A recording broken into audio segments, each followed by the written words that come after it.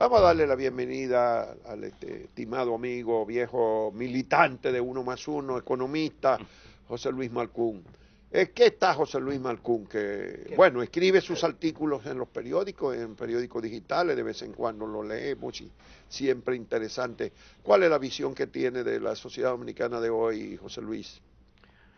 Bueno, gracias por invitarme. Estoy un poco oxidado, porque hace mucho tiempo que no me sentaba frente a la cámara. Sí. Hace mucho que no lo veíamos, Sí, lo estamos Después rescatando. de ese papel tan destacado que desempeñó en un momento Sí, crucial sí. para el país, como gobernador del Banco Central. Sí, señor. Fue usted el que tuvo que anunciar la crisis de Baninter. Sí. Una época donde venía a 2 y 3 programas en un solo día. Sí, verdad, en esos años. Bueno, ¿qué te puedo decir? Estamos en un momento muy crítico en el país porque estamos viviendo un momento económico donde se registran un descenso en el crecimiento, una ralentización de la economía. Eso es desde agosto del año pasado. El último trimestre comenzó a bajar, el primer trimestre de este año siguió bajando, el segundo trimestre aparentemente siguió bajando, y el Banco Central ha tenido que tomar medidas rápidas y recurrentes. Primero liberó 28.000 millones de encaje, después 5.400, bajó la tasa, porque la tasa de política monetaria, sí, porque obviamente se nota un freno en la economía. La agricultura, por ejemplo, está afectada por la sequía, eso es obvio, y también la actividad económica, la gente está en incertidumbre, no quiere invertir, o sea, este asunto de la reelección, que ya Danilo tiene un año manteniendo al país en el limbo sobre si va o no va, y las consecuencias de una y otra, porque ambas tienen consecuencias muy delicadas. Si va, eso va a traer graves consecuencias, y si no va, bueno, eso le va a traer muchas consecuencias a él. O sea, él está en un dilema ahora mismo muy difícil, y la gente está preocupada. Ve lo que está pasando, la delincuencia, el tema del turismo también lo ha afectado. Esto último de Odebrecht, que se abre un capítulo nuevo, aunque no debería ser nuevo, pero es nuevo, porque supone que esas informaciones habían sido suministradas anteriormente, pero ahora ya fluye, y eso ya implica un problema para el presidente y su círculo más cercano. ¿Y hacia dónde nos conduce esa situación? ¿Cómo? ¿Hacia dónde conduce esa situación al país y especialmente a la economía? Todo depende de cómo actúe la Procuraduría. Si abre ese expediente ahora, lo que hay que saber bien si lo abre, con quién lo abre, porque tampoco es tomar un chivo expiatorio, sino hay que hacerlo como debe ser, porque no es un Andy Dawager que está ahí nada más y que se está cargando el dado, sin mencionando todos los días la prensa. Ahí hay que ver quiénes están involucrados, los nombres de esos bichos raros que aparecen ahí en los medios, de que el nombre ficticio, de que recibieron dinero, y eso sí complica la cosa, porque si no lo hace hoy la Procuraduría, en el futuro se va a hacer. Va a tener que investigarse ese nuevo expediente. Ese marco, y esa situación pone al presidente en una posición difícil, muy difícil, y a los más cercanos colaboradores también. Entonces, ¿qué puede pasar ahora mismo? Que él tiene que reelegirse sí o sí, porque de no hacerlo corre riesgo de que en el futuro pueda ser. Pero eso es una cosa inconcebible, José Luis, porque y en el futuro no se le va a complicar más la cosa todavía. Tú sabes que porque entonces se va a quedar en la presidencia toda la vida para que nunca le persigan. Bueno, eso es lo que quisieran ellos, pero en el fondo también tú sabes que este país apuesta al olvido. Porque ya son imprescriptibles los delitos de corrupción. Porque antes tú podías decir, bueno, se queda ahora y espera y se reelige 2 o 3 veces, y cuando viene a ver pasan los años y ya prescribe la acción, pero ya no. Ya hay una ley que estableció la imprescriptibilidad. Pero el tiempo, el comprar tiempo es importante. No es lo mismo que tú te pongas a una situación en un año. Y eso ayudará en algo al país. No, al país no lo ayuda, al contrario, eso profundiza la crisis. Pero ¿usted cree que Danilo va a insistir en reelegirse? Él ahora con este asunto, con este nuevo capítulo, yo entiendo que se le hace más difícil echar para atrás sobre la reelección. Él está corriendo un riesgo ahí. Si decide no ir, corre un gran riesgo. Pero no un círculo vicioso, porque también el que tenga este capítulo adicional encima, no le hace más difícil que la gente acepte que entonces se pueda buscar una repostulación. Sí, se hace más difícil. Pero reformar la Constitución y buscar votos para reelegirse con esta condición de persecución de la corrupción encima de su cabeza. Sí, pero tú sabes que el que tenga el poder gana, y esa gente no pierde. Pero eso pensaba Hipólito y perdió. Sí, pero la coyuntura de Hipólito fue diferente. Hubieron dos fenómenos ahí, que la crisis bancaria, que fue un golpe duro. Sí, se sabía. Y después la división del partido. Tú sabes que eso no lo amenaza ahora al PLD. Eso lo amenaza, porque hay que ver ahí que incluso más profunda que lo que pudo haber sido la del PRD del 2004, ¿no? 2003. La reelección en aquella época fue un suicidio, porque tú no puedes superar una crisis como la que hubo. Era muy difícil para un gobierno. Y mantener popularidad. Exactamente. El caso de Danilo no es tan... No bueno, es así. Dice que tiene una popularidad por encima de todo el mundo. En el eso país, sus seguidores, eso dice Peralta.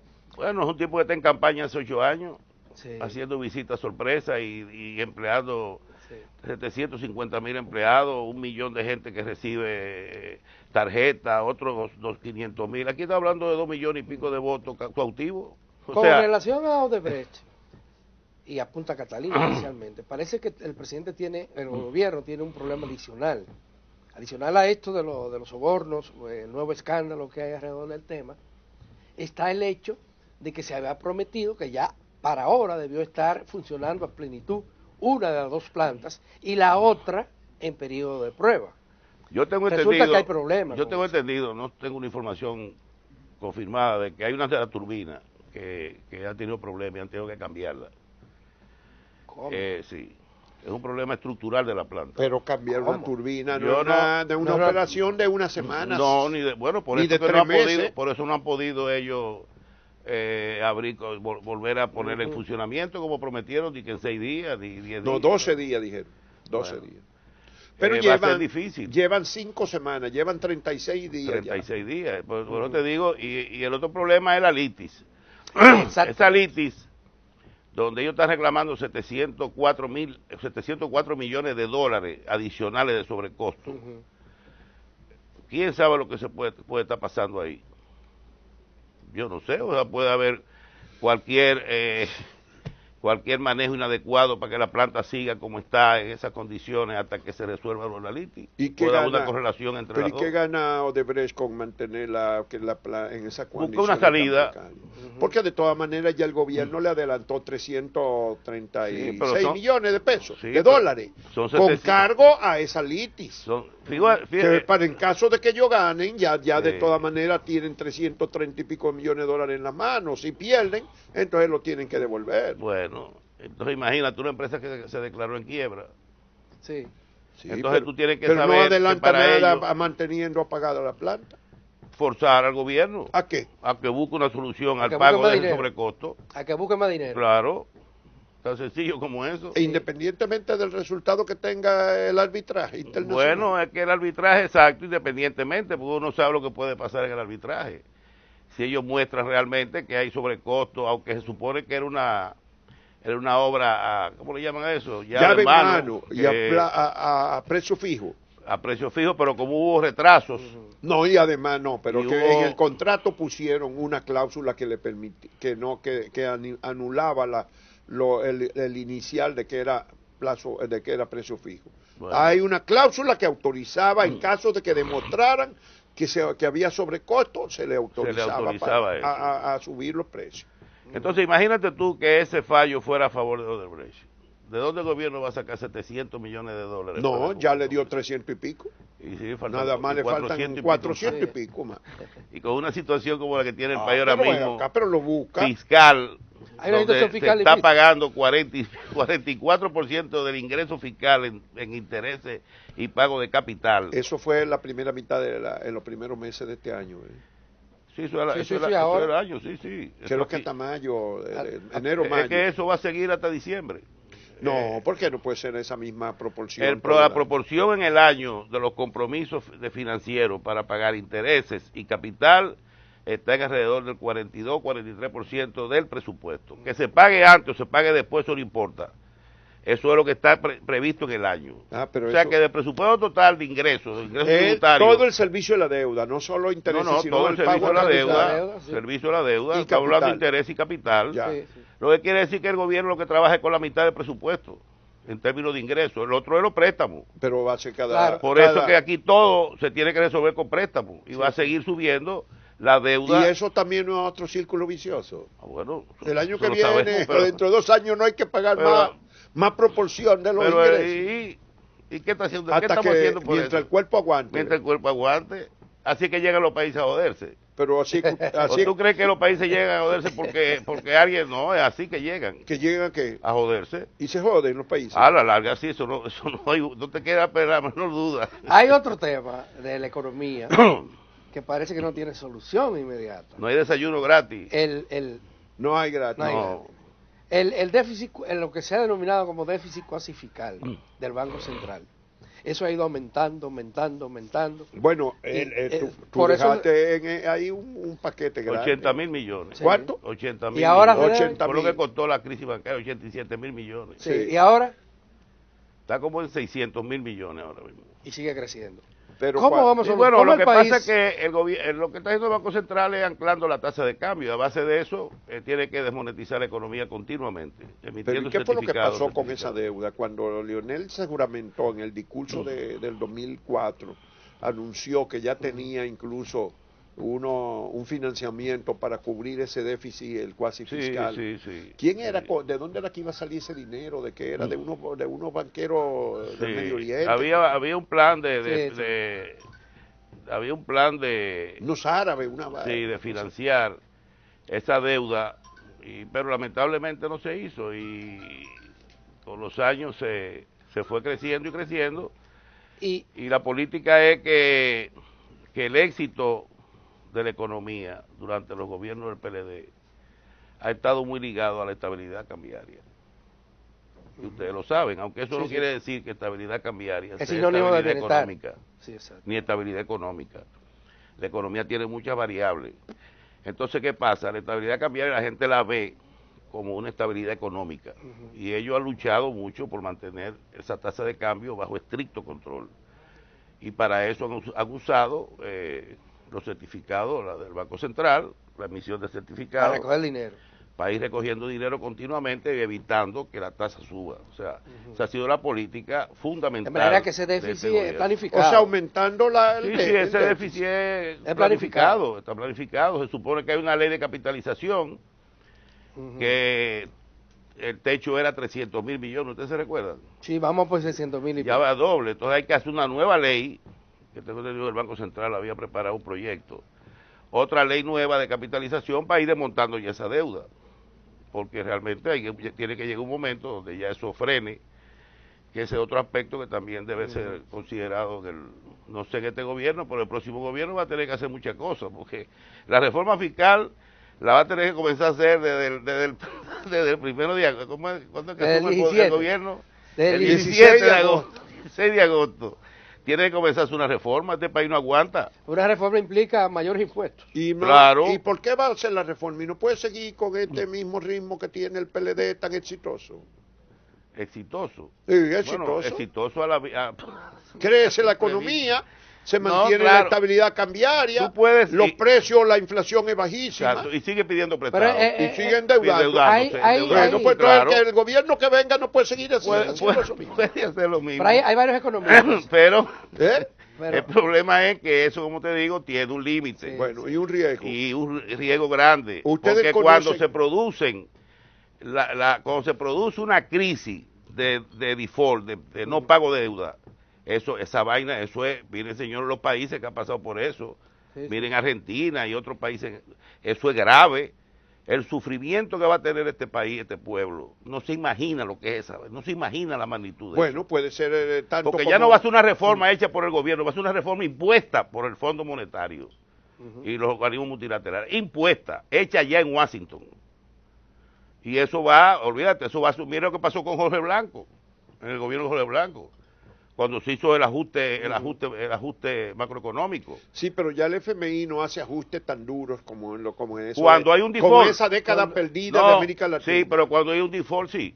Bueno, claro, Porque estamos hablando de dinero que se le debe a ellos allá, a bonistas de Estados Unidos. Ahí están todos esos bonos, es dinero de los maestros, sí, de todos esos fondos de pensiones en Europa y Estados Unidos. Por eso hay viejitos que se murieron cuando la crisis argentina.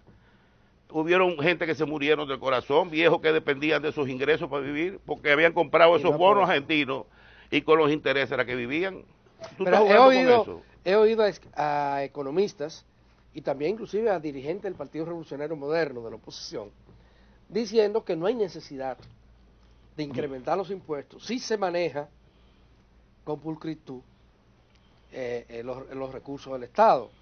Se enfrenta a la corrupción, se suprimen gastos innecesarios, se austeros en el manejo de los recursos. ¿Eso es posible? Eso es imposible, eso es política. Eso tiene que decirlo porque ningún partido que esté en la oposición, ni el mismo gobierno lo dice, lo va a decir la oposición, de que no, aquí no se resuelve, y por más esfuerzo que haga Magín recaudando dinero, óyeme bien, no hay forma de resolver eso. Bueno, todas esas exenciones que hay ahí, que son 200 y pico de millones al año, eso hay que resolverlo.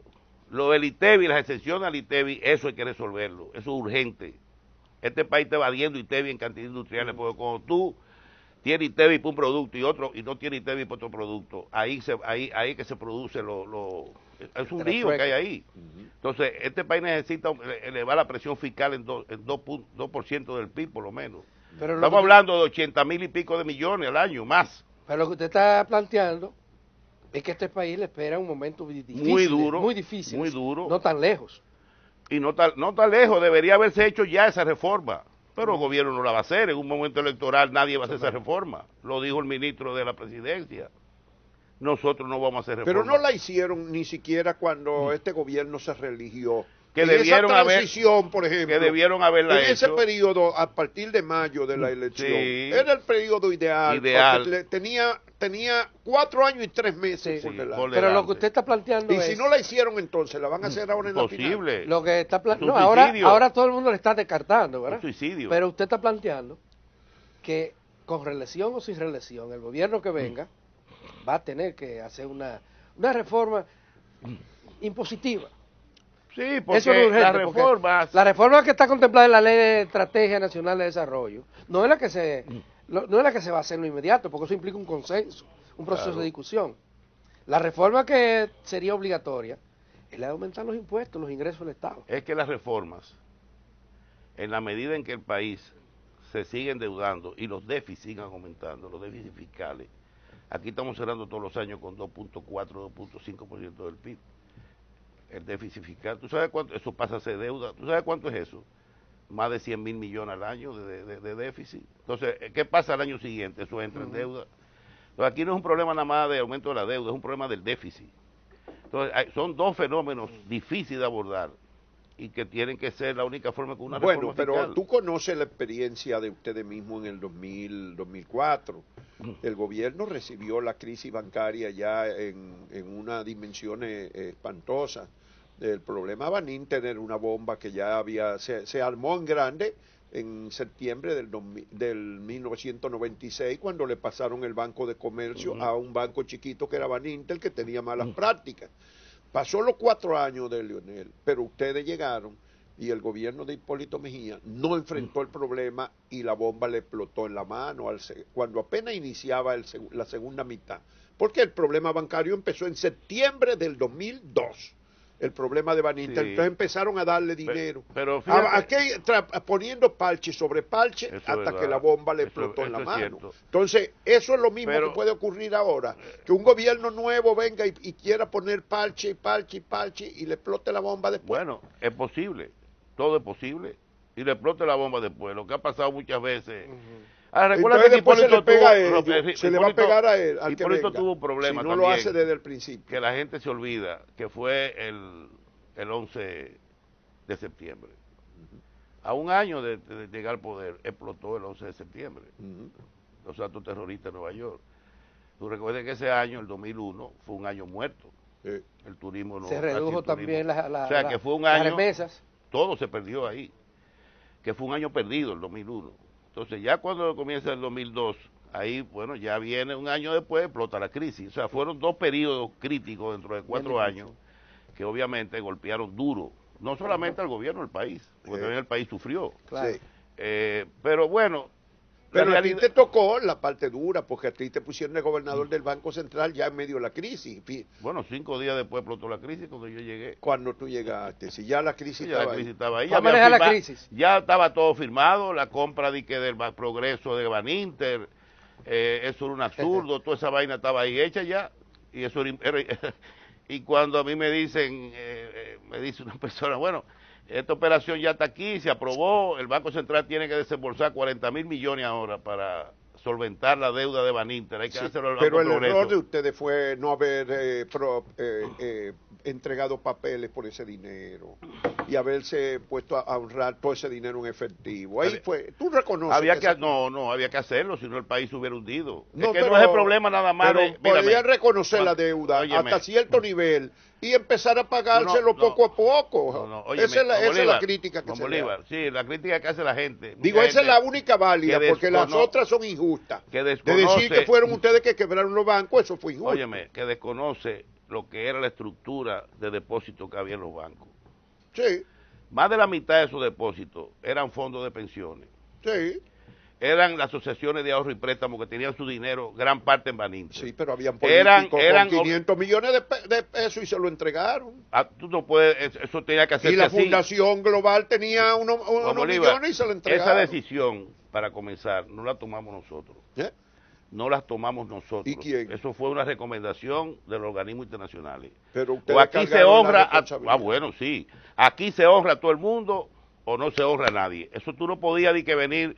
Yo no era Dios para decir, mira, al señor este no se le va a pagar, pero a este sí. No, eso no se puede. O se pagaba todo o no se pagaba nada. Y el país, ahí sí yo te puedo decir. Pero tuvimos que pagar las consecuencias todos. Todos se pagó un costo alto. Un costo alto, pero el país no se hundió. El país siguió para adelante y se fue recuperando. Ahora imagínate tú que todo ese dinero hubiera desaparecido, que todos esos fondos de pensiones, todos esos fondos de la asociación hubieran desaparecido. No es que desconocieran, es que pudieron haberlo hecho en plazos, los pagos en plazos. Bueno, no, se emitieron certificados a largo plazo, algunos certificados todavía están ahí. No se dio dinero, se dio certificados, papeles se entregó. Yo nunca entregué dinero.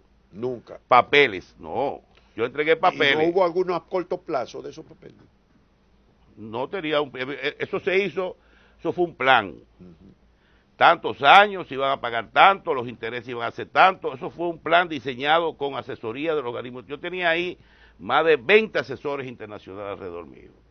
O sea, ahí no se tomó ninguna decisión unilateral. Y algunos nacionales también. Y, obviamente. Teníamos nacionales e internacionales. Bueno, a mí lo que me preocupa es pero bueno, yo no me lamento, diagnóstico que yo no me lamento de eso. Yo creo que se tomó la decisión correcta. No fue una decisión personal, fue una junta monetaria de 14 miembros que estaban ahí.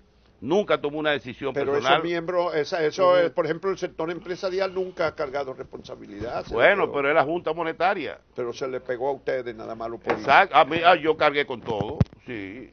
A mí fue que me tiraron todo, pero yo lo asumí. Sí. Yo era el gobernador.